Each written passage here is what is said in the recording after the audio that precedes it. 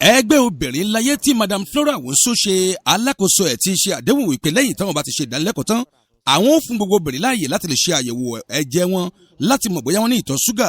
àti àìsàn ìfúnpá eléyìí tó ń dààmú àwọn obìnrin láwùjọ. Bó ṣe ṣe ọkùnrin bẹ́ẹ̀ náà ló ń ṣe obìnrin. Ìpele lẹ́yìn ni wọ́n gùn lé ní ọjọ́ kẹjọ oṣù kẹta ọdún tá a wà nínú yìí bó ṣe jẹ́ àyájọ́ ọdún àwọn obìnrin kí ohun gbogbo tó bẹ̀rẹ̀ níléeṣẹ́ alága ìjọba ìbílẹ̀ ti ìlú Ìpòbẹ́ ìyẹn ní ọjọ́ kẹjọ oṣù kẹta ọdún 2026. Lásìkò tó ń sọ̀rọ̀ dókítà eléyìí tí ó ṣíwájú àwọn ikọ̀ tó ṣètò ọ̀hún èyí táwọn dókítà tó ń wá láwọn ibi gbogbo tí wọ́n tó wá pẹ̀lú ẹ̀jọ́ ṣe iṣẹ́ náà ni wọ́n ti sọ di mímọ̀ pé ọ̀pọ̀lọpọ̀ nínú àìṣe àyẹ̀wò ara ẹni ló mú kí àkóbá ọlọ́kọ̀ òjọ̀kọ̀ kó máa kanni nínú ọ̀rọ̀ pé ìtọ̀ ṣúgà ó ń gbẹ̀mí èèyàn lójijì. Lásìkò tí igbákejì alága ìjọba ìbílẹ̀ sí ìlú Ìpòbẹ́ ń sọ̀rọ̀ olóyè púpọ̀ kó mọ̀ ṣe àlàyé pé ọ̀pọ̀ àwọn ohun tẹ́nu ń jẹ náà ló ń fa sábàbí eléyìí tínú òun sì dùn lọ́pọ̀lọpọ̀ láti kópa nínú ètò náà tí wọ́n gbé kalẹ̀. Arábìnrin ìlú tán Teresa ti ṣe aya olóyè Clement Kùsàdé Adéyẹmí gẹ́gẹ́ bí olùkópa àwọn náà sọ di mímọ̀ ohun tí wọ́n rí nínú ètò náà tí ó wáyé. Àǹfààní púpọ̀ wà nínú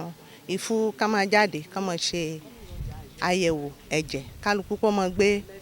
ara ẹ̀ wò kó máa wò pòfù ọgbà ihun púpọ̀ ló wà nísìnyí kárìn nẹ̀nẹ̀ tension diabetes en tout cas àìsàn wọn náà wà lóríṣiríṣi. Lásìkò tí aṣojúkọ̀ròyìn wa ọ̀gbẹ́ni Abudu Ọ̀làdíjà ń súnmọ́ arákùnrin Bàrà Samuel tí ó jẹ́ olùrànlọ́wọ́ fún àwọn dókítà wọ́n ṣe àlàyé ní ọlọ́kọ̀ òjọ̀kan nípa ètò ọ̀hún tó wáyé àti tí àwọn wá ṣe láti onígbòlò. Wọ́n rẹ́spẹ̀tì òfin yọ fún wọn ìtọ̀ ṣúgà àṣẹ àyẹ̀wò ẹ̀ náà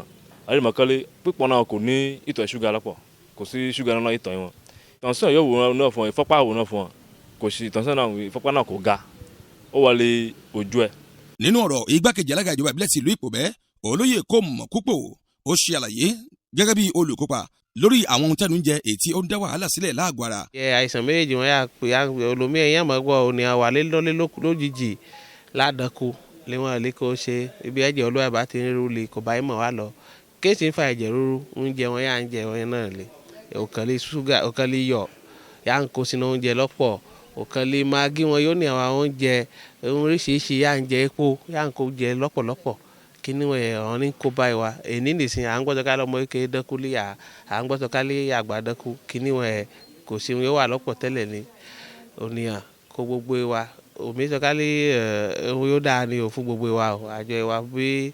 ọba tó lè mọ tẹ̀síwájú lẹ́jọ́ mi ẹ̀ fún nìyẹn kó máa ṣàbẹ̀wò èkejì ilé àìsàn ìtọ̀ ṣúgà yìí mọ̀ sọ ìtọ̀ ṣúgà òun yẹn ń fa ọ̀pọ̀ kan wà lára fún ẹ̀yà ń pèlè pancreas bí àwọn ìjẹkújẹ wọn yà ń kó jẹ ló bá kó báyẹ̀ lè wàhálà ń dé.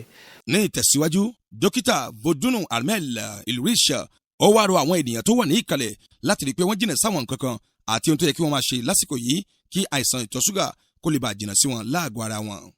Madam Flora Wonso eléyìí tí ṣe alága ẹgbẹ́ àwọn obìnrin tó ṣe ètò ọ̀hún àwọn náà pẹ̀lú kó ṣàìbá iléeṣẹ́ wa sọ̀rọ̀ ẹgbẹ́rọ̀ tí wọ́n sọ lásìkò tí àyẹ̀wò náà ti ń wáyé níléeṣẹ́ alága ìjọba ìbílẹ̀ ti ìlú Ìpòbẹ́. Inú mi dùn ayọ̀ mi kún torí ọ̀pọ̀ ọ̀rọ̀ lè kò yé ni tẹ́lẹ̀ ọ̀pọ̀ ihun là ń ṣìṣe ọ̀pọ̀ ihun là ń jẹ ní káìsàn bani làkì mùsùlùmí ihun àyà ń ṣe ní káìsàn bani wọ́n fún ni lálàyé lípa ẹ̀ ó ní ìtọ̀ ṣúgà èyí ṣiṣẹ́ bẹ̀rẹ̀ wọ́n ṣàlàyé fún ó ní ṣúgà kọ̀pọ̀ nẹ́jẹ̀kẹ̀ wọ́n tún ṣàlàyé fún ǹjẹ́ wọ́n fún ni ní àlàyé lẹ́kùnrẹ́rẹ́ pa lè ṣe lo ìgbésí ayé nígbà yìí kò ní í ṣe àìsàn àlàfẹ́ fún lògbà. Abudu Ọ̀làdíjà ló ṣe àkójọpọ̀ ìròyìn Kàásùmù Ìṣọ̀lá ló ti ń jábọ̀ ròyìn fún iléeṣẹ́ Ọ̀sọ́lọ̀ TV. Ọ̀sọ́lọ̀ TV. Ìmọ́lẹ̀ gbogbo ọmọ ànàgó.